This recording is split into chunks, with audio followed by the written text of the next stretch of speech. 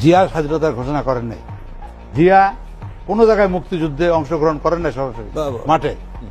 জিয়া নিজে কোনোদিন বলেন নাই যে তিনি স্বাধীনতা ঘোষণা করতেন এবং তিনি নিন্দা করতেন। ওনার জীবদ্দশায় এরা কিছু উৎসাহী লোক কথা বলতে, কিন্তু সেই উনি বিরোধিতা করে, কিন্তু নাও তোমরা এই সমস্ত কথা কেন বলো? গ্রেট লিডার বঙ্গবন্ধু শেখ মুজিবুর রহমানের পক্ষে আমি স্বাধীনতা ঘোষণা করেছিলাম। এখন এরা এগুলো ভুলে গেছে গিয়া। এরা এখন চাচ্ছে যে এই মানে কিভাবে ক্ষমতায় যাবে, কারণ 2008 সালের নির্বাচনটা করার পরে তারা ধরতে পারছে যে আমার তাদের অবস্থাটা কি, তাদের পায়ের নিচে মাটি আছে কিনা।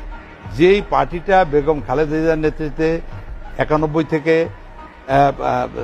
2000 পর্যন্ত, তারপর 2001 থেকে আবার 6 পর্যন্ত, এর আগে জিয়াউর রহমান সাহেব 27 বছর চালাইছেন।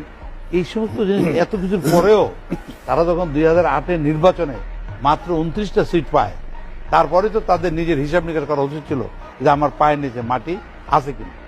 এখানে ওনারা গেলেন না। ওনারা আমরা জোরপূর্বক ক্ষমতায় বসে আছি। কেন আমরা জোরপূর্বক থাকবো? আমরা কি সামরিক আইন জারি করে ক্ষমতায় আসিনি? আমরা তো ভোটের মাধ্যমে আসছি। আপনারা ভোট করেন না, সেটা আমরা বলতে লজ্জা করে।